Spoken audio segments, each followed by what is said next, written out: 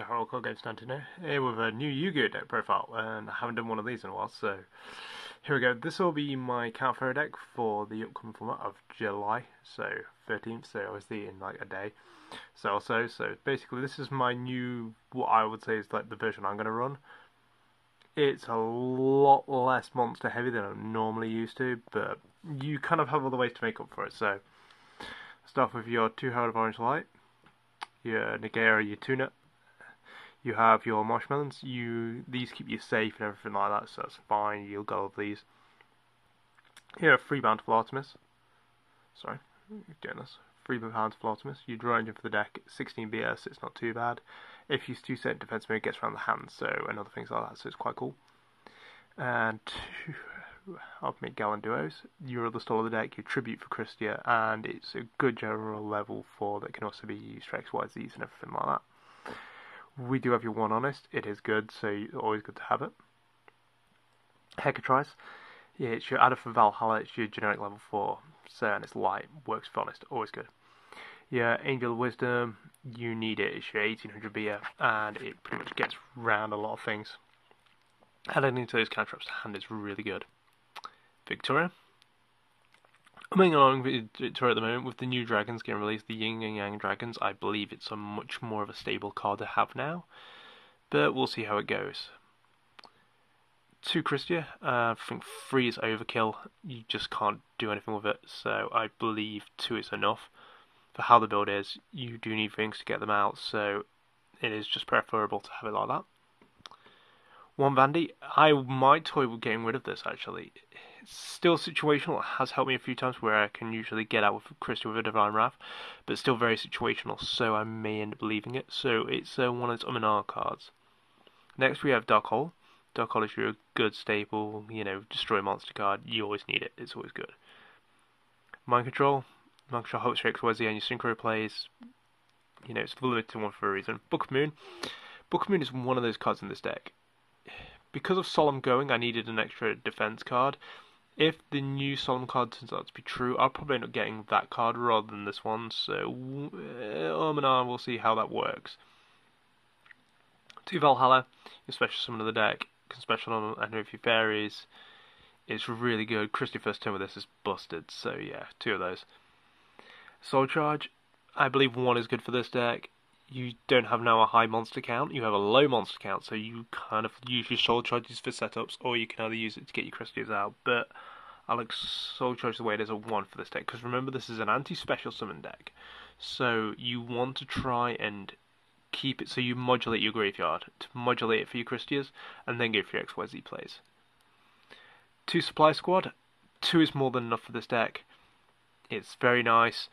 You can set it up with your Harvest Angel Vil Systems. It's absolutely busted with because it's really nice. So because it's a Battle Surger, they attack it, you draw the card, and then you get the optional to search for your counter trap. So it's technically it turns to your Harvest instead of +1 to a +2. Your safe zone's always good. Safe zoning your Christia, safe zoning your Artemis just keeps you alive and doing all those other things. Mirror Force, yeah. Torrential, yeah, self-explanatory. Solemn Warning, it's Count Fairy deck. It's Solemn Warning. It's more OP in this deck than anything else, so it's good anyway, but this deck is worse. Dark Bribe, people are saying to me about running Wiretaps. I don't believe you should. Wiretap's still limited. Dark Bribe does more. Even though they do get a draw off it, you're hopefully going to get a plus off in a better way. So keep to your pluses in this way. You want stuff that works more well-grounded, so that's why I go for it. 3 Divine Wrath hits your monster effects anyway, and your Drastic Drop Off just because you know it's literally going to go off unless it's MST at the end of the turn. Side deck, I have not really changed my side deck much at the moment. Splendid Venus just for getting around Royal Decree because Royal Decree is a thing Lightsworn. Meteon because Lightsworn just cannot deal with this. Mercenary of Peace just for those other stall decks and it just helps you out. Prohibition, staple as far as I'm concerned. Starlight Road because you have JDs and you still have a lot of mass destruction with Exciton Knight and Black Rose and everything else. It's just really good to have. Extra Mirror Force if you're playing something that's really goes for game a lot, you might just want one of this to kind of help you out. Debunk because Debunk gets rid of stuff like Mermails, Dark World, and technically works on a lot of things now. So, it basically helps out of Honest and things like that, so it's pretty good. Against Boojins, this thing wrecks Boojins, so it's really nice. Colour Haunted, it's Colour Haunted, what can you say? And the other one I have, which is Force Back. Force Back is one of those nice cards that if you do get a good run, say something like, say I'm using Boojin here as a precedent. If you get your opt out and you get that out, Boojin will just go, yeah, summon Yamato, bounce it. It's like, yeah, it's a turn one they can't set up, so just preparing the setup. Next we have your extra deck, so Catasta. Obviously you're going to have your Go-Yo Guardian. Go-Yo Guardian's boss. It's dirty, it's amazing. And I don't really know what to say about it, it's really good. One Black Rose is amazing. Just clears the field, sets up. If you use Black Rose and your Exciton Knight right, you can set up for your Christia plays. It requires a lot more. I will say this, Calfaris is not an autopilot deck. You have to be constantly thinking about ways to kind of modulate your graveyard, modulate your summons.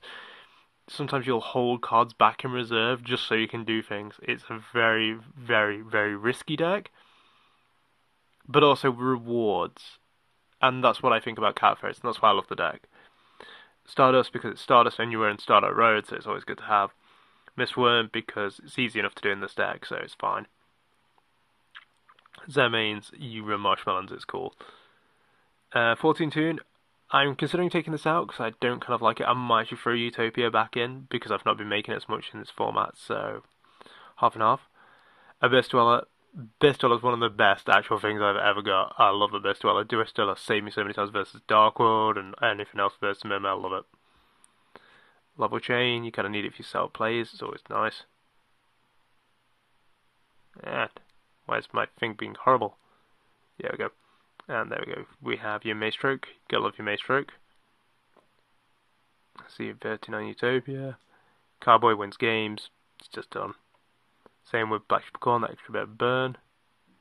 Constellar Omega. It's easy to make in this deck, and Spell and Trap Negation is always good. And Exciton Knight. Exciton Knight blows the field, it's the same as your Black Rose. Clear field, make Christia plays. Make them break down.